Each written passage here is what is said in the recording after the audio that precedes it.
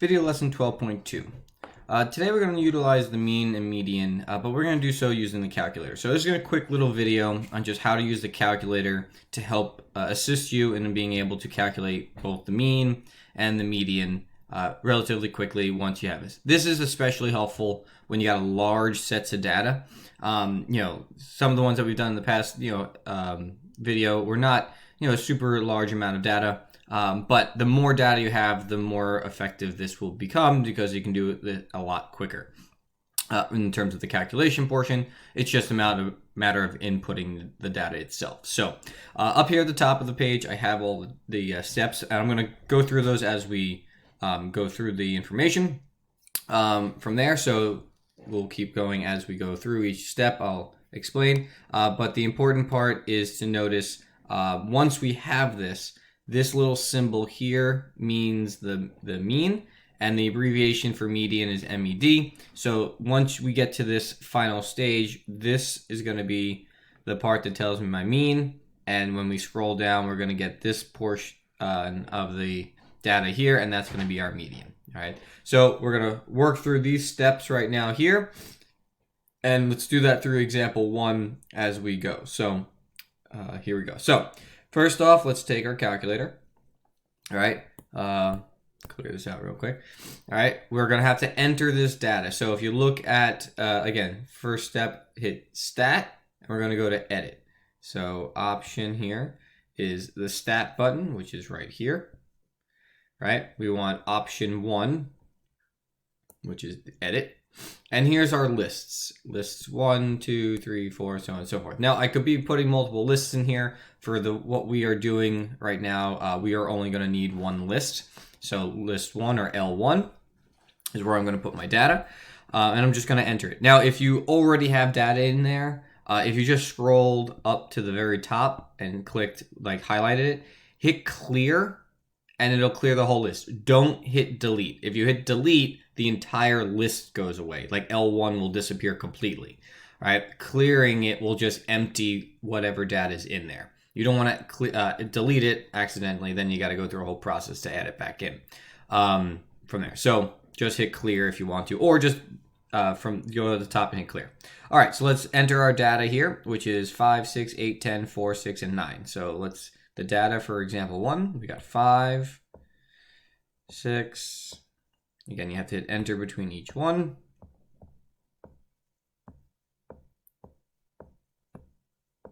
Now again, this is not a large set of data, so it's not relatively long, but you could do this by hand. Now, I did this on purpose, but notice something, right? I want you to take the 30 seconds it takes to go back and check your list to make sure you've appropriately put all of that data in correctly. Notice I typed 8 in incorrectly. I put 88, right? That's going to mess up all of your data. And I can tell you the number one mistake on these types of questions is rushing. You rush through it, you try to put everything in as fast as possible and just get through the question, and you make that silly mistake. And it's not a big deal. Just scroll back up, right? And just rewrite over it, right? No biggie, easy to do. The other thing that I recommend, so I like to scroll through, make sure that I have each one. The other thing that I do, and I tell my students to kind of look, is if I go to the last one, see as it's L1 in parentheses 7. So notice 1, 2, 3, 4, 5, 6, 7. That's the 7th piece of data. So I like to, again, just kind of check. This is a lot more important when you have 20, 30 pieces of data. That's a quick, I don't have to sit there and count each one in the list here. If you just scroll to the last one, it'll say which data set that is, and that's specifically the number of the total number of pieces of data there. So you can kind of use that as a quick reference. But again, I like to scroll through the list regardless, just making sure I inputted it correctly. It should only take you about 30 seconds or so to do that. All right. So once we do that, if you notice in the next step is to press stat again. All right. Now that we've entered it, we want to actually calculate it. So I'm going to tab over to calculate. And these are all the different things that we can do. For right now, we're just dealing with choice 1, which is the one variable statistic, right? From there, so choice 1 is the one we're going to pick. Now, again, lists here, L1. Again, if you put your information in a different list, then you're going to change that. And then you have to do, whatever list you chose to put in, which if you hit second stat will give you your lists. Otherwise, you can just always put them in L1 and you're fine there. Frequency list should be empty, so don't worry about that. And then calculate will actually give us our data information. So here we go. We've got our populated results. So again, this first line here, the X with a little bar over it, that's your symbol for average or mean. So I can take that. We're going to round it here to nearest tenth. So I've got a mean of 6.9. So my average is going to equal 6.9 here. And when we do this for the median, we have to scroll down. So just going to hit the down button. All right. We get a lot more information, but again, right now, all we care about is the median, 6. So for this part here, all we care about is what the mean is, and that's 6. Now, work. How do I show work for these things? All right. It's important to indicate the information. If you are using a device kind of like Kami or a program like that, something that you can do, you can simply, if you have a information calculator like this, where it's on your screen, you can simply just take the information and just import it directly if you wanted to. So I could take this and just bring it out here and scroll it into it, like that. But obviously you wouldn't be able to do that on a normal, device if you're using just a regular calculator. So, it's important to just put the information in and clearly and effectively. I usually recommend, labeling your list that you do, especially if you have more than one set of data. But for you're just straightforward with one, so it's not a big deal. But as you get more advanced versions and you have to start putting things in 2 or 3 to 4 different lists or something like that, then it would be, make sense to just label that accordingly so that your information goes through. All right. So let's try one more example together, and then I'll let you guys use the time to practice some of them on your own.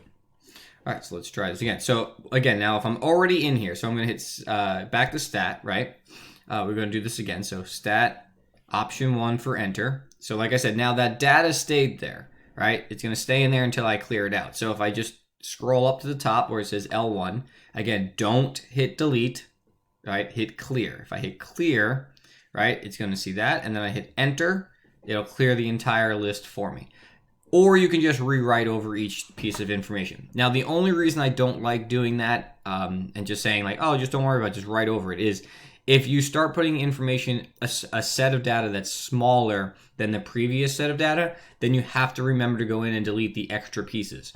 And that to me is just an opportunity to make a mistake. So for me, I just like to go up to the top and clear it out, right, each time. All right, so let's plug this in. I've got 22, 34, 45, 45, 16, 17, 22, 45, 50. Scroll over here a little bit. We've got 56, 57, 22.